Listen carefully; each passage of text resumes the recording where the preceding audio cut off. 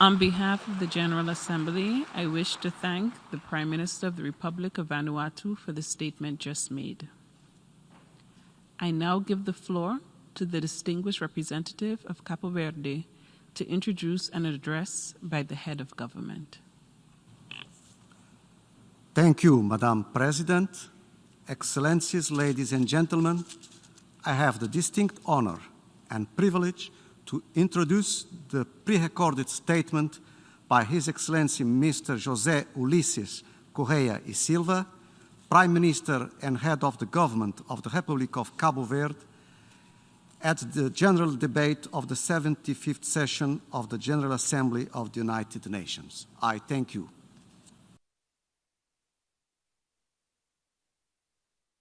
Mr. President of the General Assembly, Excellencies, ladies and gentlemen, the general debate of the 75th sessions is held in a context marked by the global health, economic, and social crisis. On this occasion, I would like to send a greetings of friendship and solidarity from the people of Cabo Verde to all the peoples of the United Nations, deploring the loss of human life that results from the coronavirus pandemic, and encourage a resilience that will lead us to better days.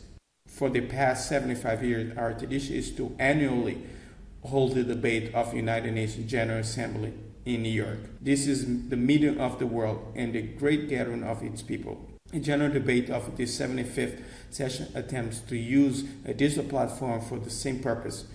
We do it without the usually warmth of the hugs and handshake in the corridors, halls, and reception, without the face-to-face interaction of live diplomacy, which is the most effective one.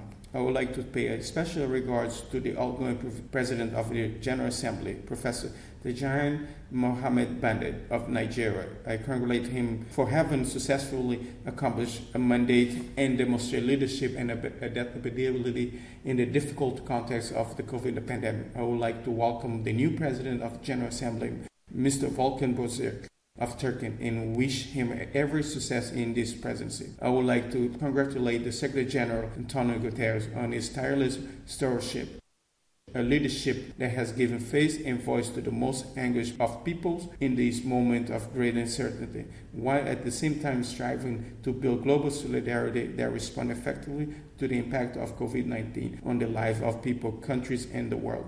Mr. President, the COVID-19 pandemic is a global threat.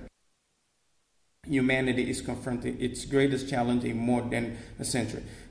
The impact of the pandemic has profoundly human and humanitarian dimension. In effect, it affects people, their life, their health, their family, their livelihood, their employment, their social inclusion and protection, their mobility, their leisure, and their psychology and mental stability. The pandemic has further exacerbated inequality between the developed and developing countries.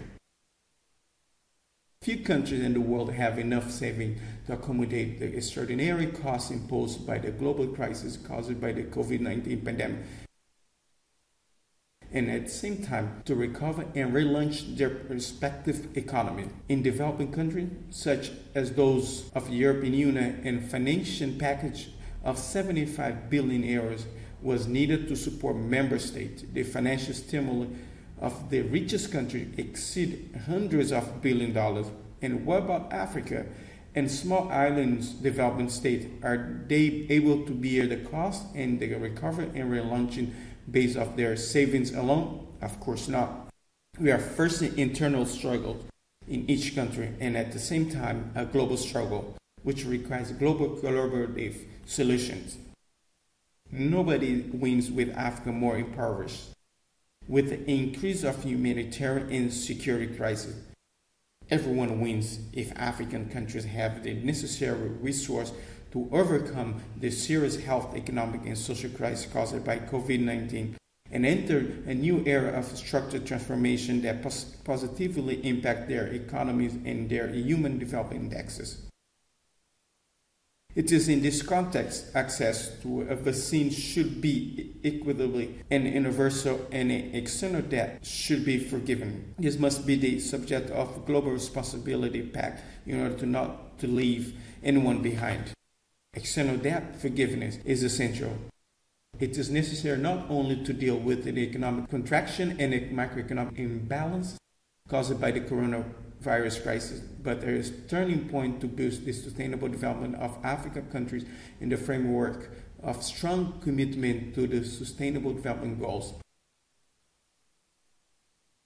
A differentiated approach must be given towards small island development states, taking into account their great vulnerability to external economic and environmental shocks, as well as their great dependence on tourism, a sector devastated by the global pandemic.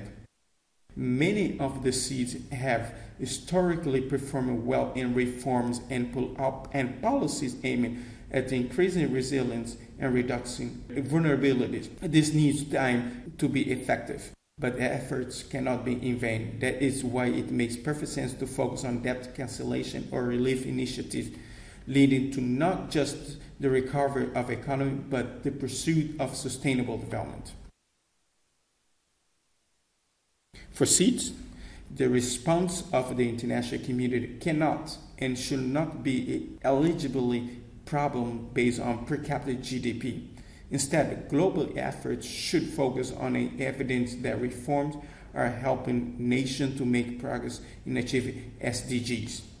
In Cabo Verde, our priorities has been to apply the resource released from external debt service to finance the strategic agenda for sustainable development 2030. In doing so, we emphasize human capital development, health security and public health, digital transformation, and energy transition, water strategy for agriculture associated with the renewable energy, blue economy, and sustainable tourism. They are a driver of SDG to make Cabo Verde a country that is more resilient and less vulnerable to external shocks, eliminate extreme poverty, improve household income, and creating decent job opportunities for young people with a more diverse economy. These priorities are achievable with the shortening of public investment cycles, the attraction of national and foreign private investment, public-private partnership, and cooperation for development.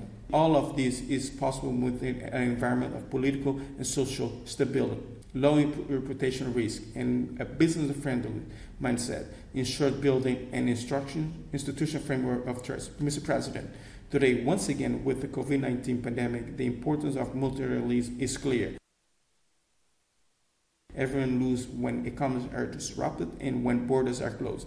Some may lose more than others, but our world, its people are far worse off. The devastating potential of climate change knows no borders either. And everyone loses, especially the generation of 21st century and generations to come. Poverty, hunger, insecurity, instability, and violent extremism, such as terrorism and organized crime, have impact and implications that extend well beyond nations' border.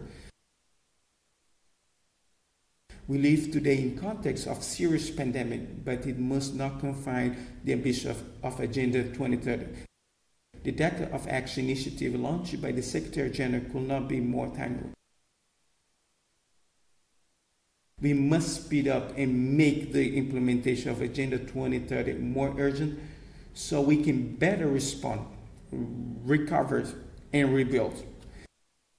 Cabo Verde firmly supports this initiative. The pathway to the future we want is full of uncertainty, but the continuing mandate of the United Nations will serve as a beacon to light the way.